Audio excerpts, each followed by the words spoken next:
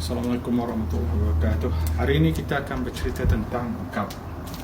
Yang mana kita tahu bahawa penyakit gout ni adalah penyakit yang agak biasa terkena kepada golongan-golongan yang sudah berumur. Walau bagaimanapun, penyakit ini boleh terkena kepada golongan yang muda juga, kerana kita ada yang primary ataupun secondary. Yang mana primary ini berlaku pada orang muda dan secondary berlaku pada mereka yang sudah lanjut umurnya. Biasanya berlaku pada joint ataupun di sendi-sendi kaki, terutama di ibu jari lah, ataupun di sendi ankle, ataupun sebenarnya di mana-mana boleh berlaku sakit gout. Biasanya gout ni berlaku pada waktu malam, masa orang tidur pukul 3 pagi, dia akan bangun, dia rasa kaki sakit, kaki dia akan bengkak dan sebagainya. Dan sebelum tu ada peristiwa di mana dia kemungkinan makan benda-benda yang tertentu yang menyebabkan penyakit gout tersebut. Jadi apa yang berlaku pada gout adalah pengumpulan uric acid di dalam sendi yang menyebabkan berlakunya proses inflamasi di sendi tersebut, yang mana menyebabkan sendi akan menjadi bengkak dan juga merosakkan sistem sendi tersebut, yang mana setiap kali kena, sendi itu akan rosak, akan membengkak, dan seterusnya benda ni akan berulang-ulang sehingga keadaan akan menjadi lebih buruk. Okey. Apa yang berlaku pada sistem uric acid? Sebenarnya uric acid ni dikeluarkan oleh tubuh kita sendiri. Yang mana uric acid ni daripada purine, biasanya protein-protein yang tinggi, ataupun yang ada mengandungi nucleic acid, biasanya kacang lah. Dan juga purine ni disintesis oleh tubuh kita sendiri. Nanti saya akan beritahu ke dia di dalam slide nanti. Dan uric acid ni selain daripada digunakan oleh tubuh kita, dia akan dikeluarkan melalui saluran kidney dan juga saluran perut kita lah. Jadi apa yang berlaku? Kemungkinan berlaku kelebihan ataupun lebih production ataupun pengeluaran uric acid daripada kidney akan berkurangan, dan ini menyebabkan bertambahnya uric acid di dalam darah kita. Mungkin orang tu tak ada masalah apa-apa, cuma uric acid saja tinggi, ataupun mungkin dia mengalami ini yang berlaku acute gout attack, ataupun menyebabkan timbul benjolan-benjolan pada sendi tersebut. Dan ada juga yang mengalami masalah renal, iaitu pembentukan stone pada pesakit tersebut. Okay. Tadi saya cerita tentang dibuat sendiri, uric acid dibuat sendiri oleh tubuh kita. Jadi start sebenarnya daripada ribosphate, dia ada dua, daripada nucleotide, daripada proses protein tadi yang saya cerita tadi, ataupun daripada proses glycolysis, iaitu proses gula. Jadi sebab itu dalam hal ini saya nak terangkan bahawa penyakit gout ni bukan disebabkan oleh makan daging ataupun makan hati ataupun makan barang-barang lauk, tetapi kalau kita makan berlebihan glukos menyebabkan juga attack. Jadi apa yang berlaku proses ini? Dia berlaku proses bertukar jadi hypoxanthine, xanthine dan akhirnya uric acid. Inilah apa yang berlaku pada tubuh kita. Dan uric acid ni ditukar juga menjadi allantoin ataupun yang ini boleh dikeluarkan oleh renal kita. Tetapi uric acid ni adalah penting di dalam tubuh kita sendiri. Dan dalam hal ini biasanya untuk mengurangkan uric acid, xanthine oxidase ni adalah satu enzim yang mana kita gunakan ubat untuk menghalang pembentukan uric acid. Okey, tadi saya cerita tentang glukos kan. Okey, kalau kita tengok ni proses glukos, glycolysis. Glukos di sini dia melalui dua proses, iaitu satu Krebs cycle, ini untuk pengeluaran tenaga ATP, dan satu lagi pengeluaran untuk ataupun pentophosphate pathway, di mana ribose 5 ataupun tadi yang C6 menjadi C5, yang ini C6 tukar jadi C3. Jadi C5 ni biasanya ini ribose ni digunakan untuk pembentukan nucleic acid.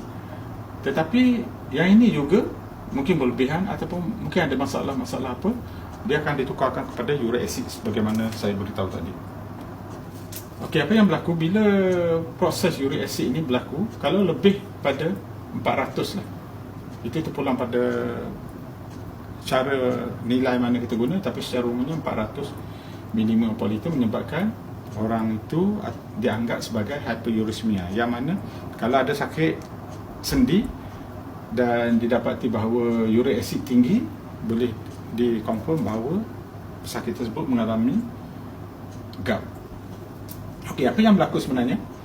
Uric acid tersebut akan menjadi sodium uric acid yang menjadi batu kristal bila masa dia pergi di joint tadi, dan di sinilah berlaku beberapa proses yang mana makrofas ataupun sel-sel darah putih kita akan memakan kristal ini, dan daripada sinilah bermula proses-proses yang seterusnya, di mana neutrofi ataupun monosit atau mana-mana makrofas ini bila dia makan benda ni, dia akan menyebabkan berlaku kerosakan ataupun perpecahan, pengeluaran bahan-bahan yang menyebabkan inflamasi di kawasan tersebut, dan ini menyebabkan cartilage ataupun tulang di sendi tersebut akan mengalami kerosakan. Okey, tadi macam saya beritahu, uric acid kalau dalam keadaan normal memang dia digunakan sebagai antioksidan. Dia adalah penting di dalam tubuh kita yang merupakan neuroprotection, dan ini juga merupakan salah satu cara tubuh kita mengawal penyakit kita. Kalau berkurangan, jadi antioksidan akan berkurangan dan mudah pesakit-pesakit ini akan mengalami masalah sakit-sakit lain, misalnya aterosklerosis dan sebagainya. Okey, tadi kita beritahu bahawa uric acid adalah antioksidan yang penting dalam tubuh kita. Ada dua antioksidan yang dikeluarkan oleh tubuh kita yang penting, iaitu glutathione GSH dan juga uric acid. Kalau vitamin C, thiol, vitamin E dan lain-lain polifenol atau macam-macam lagi ada di dalam pasaran, itu daripada luar. Tapi daripada dalam tubuh kita, masa saya beritahu tu bahawa uric acid dan juga glutathione ini tubuh kita yang keluar. Dan inilah yang akan menjaga sistem platelet, menjaga sistem salur darah kita, menjaga darah, dan berbagai-bagai lagi dalam proses untuk mengurangi proses oxidative stress kepada sistem tubuh kita. Yang mana kita tahu bahawa aterosklerosis ataupun aterotrombosis, penyakit yang melibatkan salur darah ni amat penting di dalam terutama dalam kejadian sakit jantung. Okey, uric acid ni secara umumnya boleh katakan memang banyak, memang perlu di dalam tubuh kita, dan dia adalah antioksidan. Saya nak tekankan sekali lagi. Dan dia merupakan scavenger. Dia akan mengambil oxidative stress di dalam tubuh kita dan menetralkan benda-benda tu. Dan macam saya beritahu ni bahawa dia banyak dari dalam hati, daging dan macam-macam lagi lah, yang mana tuan-tuan ataupun puan-puan boleh cek sendiri daripada mana sumber-sumber tersebut. Okey, apa yang berlaku? Sepatutnya uric acid itu selepas dia keluar dalam sistem tubuh kita, dia akan melalui buah pinggang dan dia akan difiltrate. Maknanya dia akan keluar dan sebahagian besar dia akan di-reabsorb balik. Kalau kita tengok sini 90 hingga 100% ataupun boleh dianggap bagi 90% diambil balik, kerana benda ni penting di dalam tubuh kita.